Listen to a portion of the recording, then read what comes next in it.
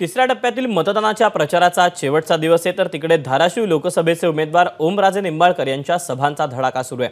धाराशिवमध्ये महायुतीच्या उमेदवार अर्चना पाटील विरुद्ध ओमराजे निंबाळकर यांच्यात लढत होती। त्यांच्याशी संवाद साधले आमच्या प्रतिनिधींना, पाहूया। लोकसभा निवडणुकीच्या तिसऱ्या टप्प्यातील मतदानाच्या प्रचाराच्या तोफा आज थंडावणार आहे। माझ्यासोबत महाविकास आघाडीचे उमेदवार ओमराजे निंबाळकर आहेत। दादा, काय सांगाल, आज तुमचा प्रचाराचा 8वा दिवस आहे, कसं होतं प्रचार? माझं प्रचार खासदार झाल्यापासून 5 वर्ष अखंडपणे चालू आहे आणि जनतेनं माझं काम 5 वर्ष बघितलेलं आहे। आणि मला वाटतं आपण जनतेच्या संपर्कात जर असू तर जनता सुद्धा त्या ठिकाणी आपल्याला योग्य असा प्रतिसाद देते।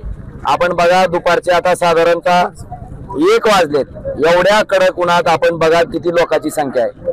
ह्याच्यावरूनच लोकांचा प्रतिसाद काय ते लक्षात येतं। आणि मी आपल्याला खात्रीने सांगू इच्छितो की लोकांनी ही निवडणूक हातात घेतलेली आहे आणि निश्चितपणे उद्याच्या 7 तारखेला येणाऱ्या मतदानासाठी लोक अतिशय उत्स्फूर्तपणे मतदान करून महाराष्ट्रात झालेलं गद्दारीचं राजकारण त्या ठिकाणी निश्चितपणे हाणून पाडतील। मोदींची सभा झाली, उद्धव ठाकरेंची सभा झाली,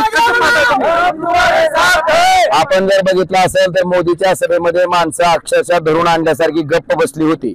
मोदी साहेब त्यांना विचारत होते की वॉटर ग्रीडचा प्रकल्प कोणी अडवला, पण खालच्या माणसाच्या मनात प्रश्न निर्माण झाला की पद्मसिंह पाटीलच पाटबंधारे मंत्री होते, तेच 30-30 वर्ष 35-35 वर्ष या जिल्ह्याचं मंत्री म्हणून नेतृत्व करत होते, तर आता त्यांच्या सुनबाईच उभ्या आहेत, मग नाव नेमकं घ्यायचं कोणाचं, हा प्रश्न त्या बिचाऱ्या सामान्य लोकांच्या मनात निर्माण झाला आणि ते गप्पगार बसले। ते गप्पगार बसल्याच्या नंतर आदरणीय मोदी साहेबांना प्रचंड त्या ठिकाणी राग आला आणि त्या रागाच्या मारात म्हणले की हे ऐसा नाही चलेगा, कारण मला वाटतं त्यांना ब्रीफिंगला कोणतरी कमी पडलंय। आणि अक्षरशः मुर्दाड तुम्ही जर बघितलं तर स्मशान शांतता होती त्या सभेत।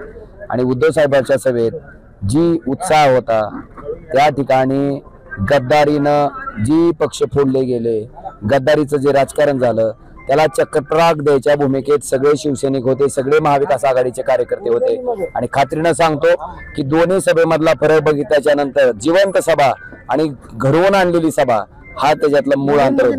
माणसं गोळा करून आणायची, काय म्हणायची त्याला। संपूर्ण कुटुंब आणि जनता पदाधिकारी प्रचार करत होते, आज प्रचार थंडावतोय, काय वाटतंय? काही नाही, मी प्रचार मागचे 5 वर्ष प्रचार म्हणायचं नाही, काम करत आलोय आणि मला ही सवय आहे। मला वाटतं बरेच लोक 1-2दा ऍडमिट झाले असतील या उन्हाच्या तडाख्यात, मी एकदा बी अजून ऍडमिट झालेलो, मग सवय आहे आपल्याला। आणि मी रस्त्यावरचा माणूस आहे, तुम्ही आता बघितलं नाही फोटो कशी काढत होती गळ्यात हात घालून। बरं, आपल्यात काय खासदार मटेरियल दिसतंय का तुम्हाला? वर पांढरा कपडा बी नाही, काहीच नाही।